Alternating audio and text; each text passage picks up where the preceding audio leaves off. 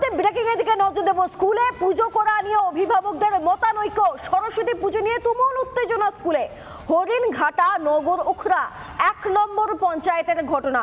প্রাথমিক বিদ্যালয়ে পুজো নিয়ে অশান্তি। স্কুলে সরস্বতী পুজোর আবদার করে কয়েকজন পড়ুয়া।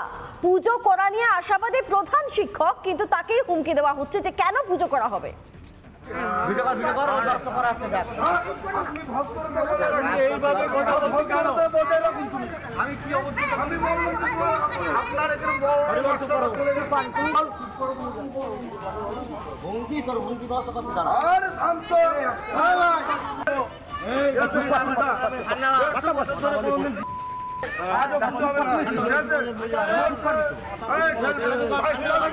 আপনার 24 ঘন্টাও লাগবে না, 24 ঘন্টা লাগবে না। 150 বছরের পুরনো মসজিদ, এখানে কোনো হিন্দুদের কোনো অনুষ্ঠান হয় না। আপনি কি এখানে মূর্তি সরকার পেয়েছেন?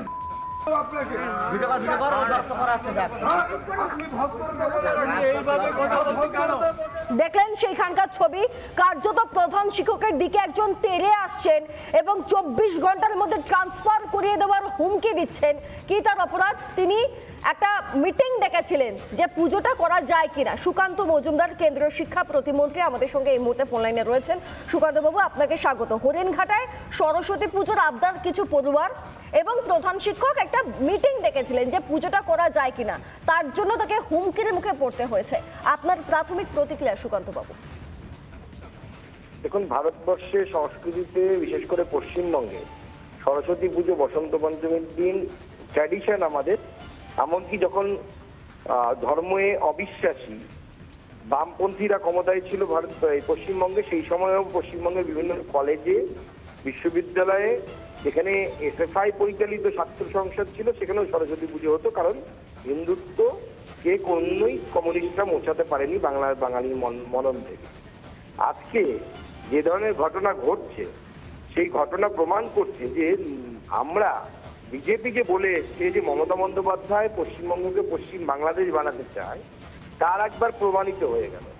এবং এই যে তৃণমূলের বুথ সভাপতি যে সরস্বতী পুজোয় বাধা দিচ্ছে, তার চেহারাটা বাংলাদেশে চিন্ময় কৃষ্ণ প্রভুর উকিলের উপর হামলা করা এবং হিন্দু মন্দিরের উপরে হামলা করা লোকগুলোর সাথে একই রকম মিলে যাচ্ছে। এবং মমতা বন্দ্যোপাধ্যায় কিছুটা হলেও সফল হয়েছে পশ্চিমবঙ্গকে পশ্চিম বাংলাদেশ তৈরি হওয়ার। এখন টাইম, এটা হাই টাইম হচ্ছে আমাদের বাঙালি হিন্দু সনাতনীদেরকে একত্রিত হয়ে এই অসুরকে বধ করা। বেশ, ধন্যবাদ সুকান্ত বাবু। আমরা কথা বলছিলাম সুকান্ত মজুমদার কেন্দ্রীয় শিক্ষা প্রতিমন্ত্রীর সঙ্গে। প্রসঙ্গত আপনাদেরকে জানিয়ে রাখি, কার্যত অভিভাবকদের মধ্যেও মতানৈক্য রয়েছে। সেখানে নাকি একটি কবরস্থান রয়েছে, তাই সেখানে শান্ত থাকে পরিবেশ, বিশেষ আওয়াজ হয় না। তাই দীর্ঘদিনের স্কুল হলেও সেখানে কখনো পুজো হয়নি, এখন কেন পুজো হবে, এই হচ্ছে প্রশ্ন।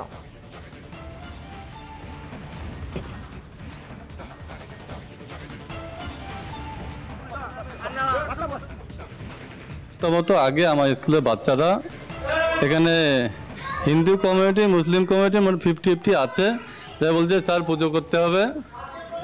আমি ঠিক আছে পুজো হবে, একটা মিটিং কল করি, সব গার্জিয়ান মিটিং, ওরা আসবে বলবে, যদি বলে পুজো হবে তাহলে স্কুলে পুজো হবে। এখানকার কিছু ছেলে, একজন আছে না আলিবুদ্দিন মণ্ডলের নেতৃত্বে, আমাকে বলছে যে মাস্টারমশাই মিটিং ডেকেছেন কেন? শুনলাম আপনি নাকি স্কুলে পুজোর মিটিং ডেকেছেন। আমি বললাম যে স্কুলে পুজো হবে তাতে মিটিং কল করে গেছে, স্কুলে সরস্বতী পুজো হবে, বিদ্যার দেবী, এর মধ্যে তো কোনো জাতপাতের ব্যাপার নেই। উনি বলছেন না, স্কুলে 100 বছরও পুজো হয়নি, আজও পুজো করতে দেবো না। আমি তোমাদের কি অসুবিধা আছে? কোনো অসুবিধা আছে, পুজো করা যাবে না।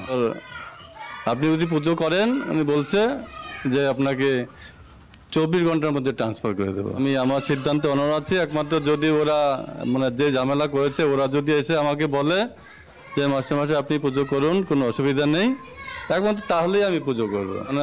এই কদিন স্কুলে আসতে খুব ভয়ই পাচ্ছি আমি, যে আমাকে কখন নাকি করে ফেলে, একটা ভয় লাগছে আমার।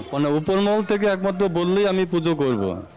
এখন যদি সমাধান হয় তাহলে পুজো করব, আর না, কারণ আমার তো স্কুলটার মধ্যে আসতে হবে, কিছুটা তো ভয় লাগছেই আমার তো আপনাকে স্পিচ দিতে আমার হাত পা কাঁপছে। স্বাভাবিকভাবেই আতঙ্কিত ভারপ্রাপ্ত প্রধান শিক্ষক। তিনি বলছেন আমাকে তো স্কুলটায় আসতে হবে, আমার ভয় করছে যদি উপর মহল থেকে বলা হয় তবেই পুজো হবে, নইলে সম্ভব নয়।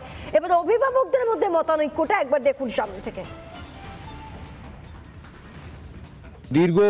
দীর্ঘ প্রায় 100-150 বছরের পুরনো স্কুল এটা আমার বাপ চাচারা বাপ আমলের থেকে, মানে দাদা আমলের থেকে এখানে কোনো পুজো হয় না। হ্যাঁ, এইভাবে তাতে আমার পাশে একটা বড় একটা মজার শরীফ আছে, এই দেখতে পাচ্ছেন পুরো ওইটা মজার শরীফ। হ্যাঁ, এখানে এই যে দেখেন যার ক্যামেরাম্যান আছে দেখেন, এই যে পুরো মজার শরীফ। এমনি মাইক বাজারি টোটাল কবরস্থানে নিষেধ, এটা পুরো নিষেধ।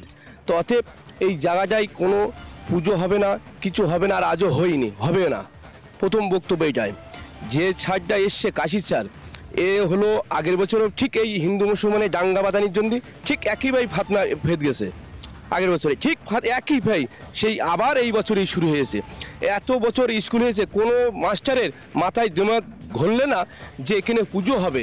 আর আমরা এখানে সবচেয়ে শান্তিপূর্ণ এলাকা, আমরা হিন্দু মুসলমান সবাই মিলেমিশে এবং একসঙ্গে থেকে, আমার বন্ধু আমার সিনিয়র যা লোক আছে, আর এখানে কোনো রাজনীতির বিভেদ না।